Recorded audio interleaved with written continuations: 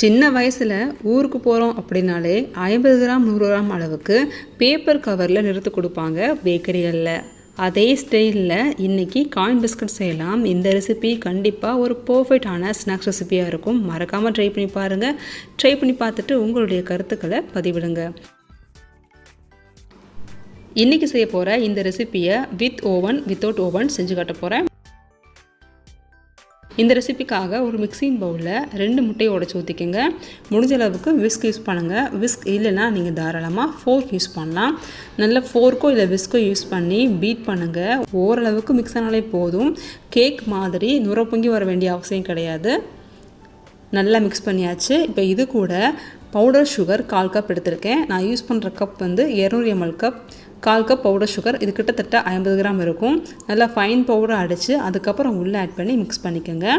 இது கூடவே 1 டீஸ்பூன் அளவுக்கு கீ ஆட் பண்ணிக்கோங்க. கீ பிடிக்கல அப்படின்னா தாராளமாக நீங்கள் உருக்குன பட்டர் யூஸ் பண்ணிக்கலாம்.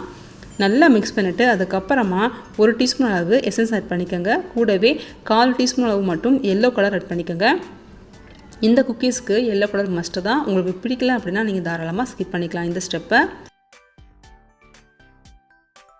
நல்லா மிக்ஸ் பண்ணியாச்சு. இப்போ இது கூட ஜன்னி வச்சு 1 கப் அளவு மைதா மாவு, 1/2 டீஸ்பூன் அளவு பேக்கிங் பவுடர் ஆட் பண்ணிக்கோங்க. இதே மாதிரி சளிச்சு விட்டுக்கோங்க. மைதா மாவு பொறுத்த வகையில் 1 டேபிள் ஸ்பூன் அளவு கம்மியாக தான் பரவாயில்ல. பட் 1 கப்புக்கு அதிகமாக இருக்கக்கூடாது. ரெசிபி பர்ஃபெக்டாக வராது. ஸோ மறந்துடாதீங்க. 1 கப் மைதாவில் 1 டேபிள் ஸ்பூன் அளவு கம்மியாக இருந்தாலும் பரவாயில்ல. இதை நல்லா ஸ்மூத்தாக மிக்ஸ் பண்ணி எடுத்தாச்சு. பாருங்கள், இதே மாதிரி நீங்கள் வார்க்கும் போது ரிப்பன் மாதிரி ஸ்லோவாக விழுகணும். பேட்டர் பர்ஃபெக்டாக ரெடி ஆயிடுச்சு. ஒரு டம்ளரில் ஐசிங் பேக் வச்சு இதே மாதிரி பேட்டராக மாற்றிக்கோங்க. தாராளமாக நீங்கள் பால் கவர் யூஸ் பண்ணலாம். இதனுடைய டிப்பை மட்டும் கொஞ்சம் குட்டியாக கட் பண்ணி எடுத்து வச்சுக்கோங்க. ஃபர்ஸ்ட் வந்து ஓடிஜி எப்படி வைக்கலாம் பார்க்கலாம். ஓடிஜி ட்ரேயில் கொஞ்சமாக ஆயிலை க்ரீஸ் பண்ணிவிட்டு மேலே பட்டர் ஷீட் வச்சுட்டு லைட்டாக ஆயில் அப்ளை பண்ணிக்கோங்க. ஏன்னா பட்டர் ஷீட்டில் வந்து ஒட்டாது. இருந்தாலும் லைட்டாக ஆயில் அப்ளை பண்ணிட்டீங்கன்னா உங்களுக்கு குக்கீஸ் வந்து பர்ஃபெக்டாக வரும். நான் சொன்ன மாதிரியே அந்த ஐசிங் பேக்குடைய டிப்பை மட்டும் கட் பண்ணிவிட்டு இதே மாதிரி குட்டி குட்டியாக ஸ்குவீஸ் பண்ணி வச்சுக்கோங்க. ஒவ்வொரு பிஸ்கட்டுக்கு இடையிலையும் ப்ராப்பரான ஸ்பேஸ் இருக்கணும். பிஸ்கட் நல்லா பேக்காகி வர்றதுக்கு ஸ்பேஸ் இருந்தால் தான் கரெக்டாக இருக்கும். இந்த ரெசிபி பண்ணுறது ரொம்பவே ஈஸி, டைம் சேவிங் கூட. 10 நிமிஷத்தில் பேக்காகி கிடச்சிரும். இப்போ இந்த ட்ரேயை வந்து ப்ரீஹீட் பண்ண ஓடிஜியில் 160 டிகிரி செல்சியஸில் 15 நிமிஷம் வச்சு பேக் பண்ணி எடுத்தால் போதும். இந்த மாதிரி மீதம் இருக்கும் மாவை கப்பில் வச்சிட்டிங்கன்னா உங்களுக்கு வேஸ்ட் ஆகாது. அடுத்த பேட்ச் பண்ணிக்கலாம். 160 டிகிரி செல்சியஸில் 15 நிமிஷம் பேக் ஆகட்டும்.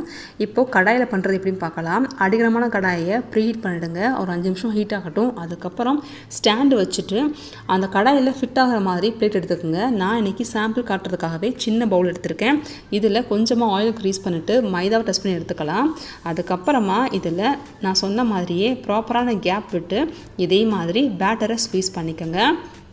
இது அப்படியே டைட்டாக ஏர் போகாத அளவுக்கு க்ளோஸ் பண்ணிவிட்டு மேலே ஒரு வெயிட் வச்சுருங்க. லோ ஃப்ளேமில் 15 நிமிஷம் பேக் ஆகட்டும்.